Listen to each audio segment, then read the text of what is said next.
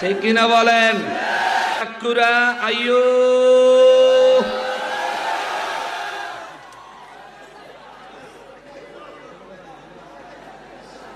হওয়া শুরু।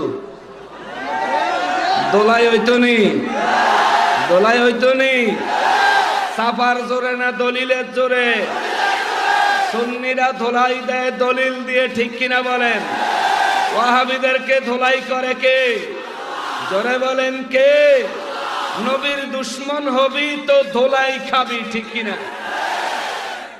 আমার নিয়ে সারা পৃথিবীতে অনেকের অনেক ধরনের মন্তব্য চলে। কেউ চায় সুযোগে পাইলে কোবাইয়া লাইব, আর কেউ চায় যদি প্রয়োজন হয় জীবন দিয়া দিব, তবে কিছু হইতে দিব না, ঠিক কিনা? আচ্ছা, এই জায়গাত কোবাই না কে আছেন একটু হাত উঠান।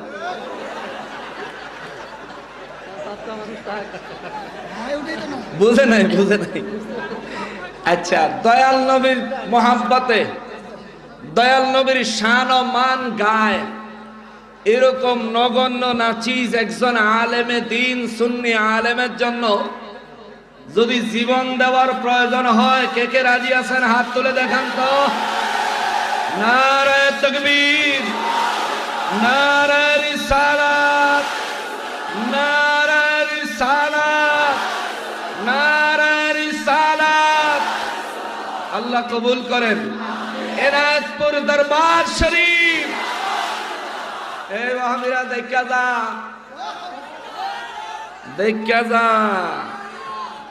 তোরা খালি হেড অন দেহা, সুন্নিরা বেলে তো সংখ্যা বেলে কম।